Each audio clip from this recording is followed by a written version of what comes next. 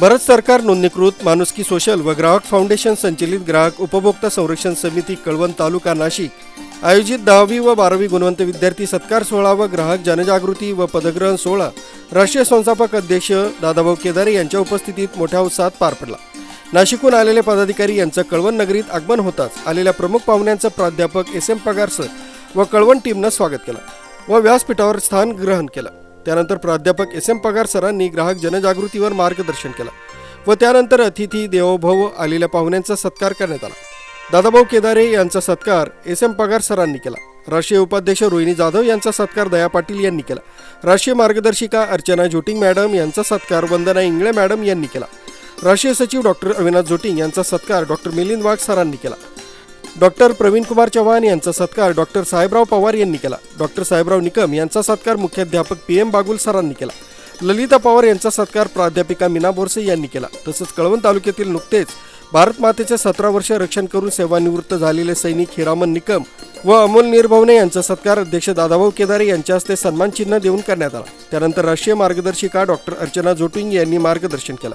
त्यानंतर राष्ट्रीय उपाध्यक्षा रोहिणी जाधव मॅडम यांनी मार्गदर्शन केलं। कळवण तालुक्यात सुभाष पगार यांनी रक्तदान शिबिराचं आयोजन केलं होतं, म्हणून समितीच्या वतीनं त्यांचा सत्कार करून अध्यक्षांच्या हस्ते सन्मानित करण्यात आलं।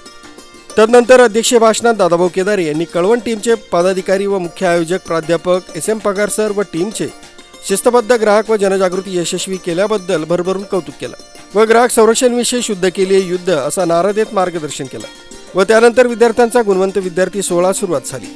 10वी व 12वीतील प्रथम व द्वितीय क्रमांक मिळवलेल्या विद्यार्थ्यांना समितीच्या वतीनं सन्मान चिन्ह देऊन अध्यक्ष यांच्या हस्ते सन्मानित करण्यात आलं।